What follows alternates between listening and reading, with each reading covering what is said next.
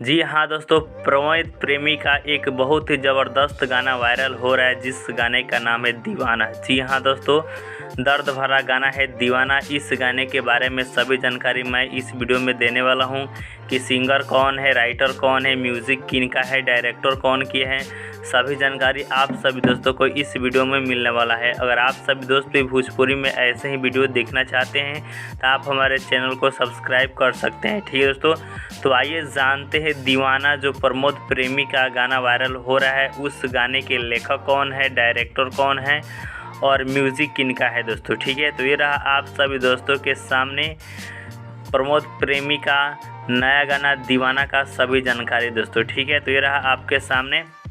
Singer है प्रमोद प्रेमी और इनके साथ जो एक्ट्रेस है उनका नाम है मानसी श्रीवास्तव। म्यूजिक डायरेक्टर है आशीष वर्मा जी का। वीडियो डायरेक्टर है संदीप पाल जी। एडिटर संदीप यादव जी है। Production by Rajkumar Singh ji. ठीक है दोस्तों, अब बात कर लेते हैं कि इस गाने में, जी हाँ दोस्तों, जो गाना है दीवाना प्रमोद प्रेमी का जो वायरल हो रहा है, इस गाने को कौन से यूट्यूब चैनल पर रिलीज़ किया गया है और कितना व्यूज जा चुका है दोस्तों। ठीक है, तो ये रहा आप सभी दोस्तों के सामने किस यूट्यूब चैनल पर रिलीज़ किया गया है।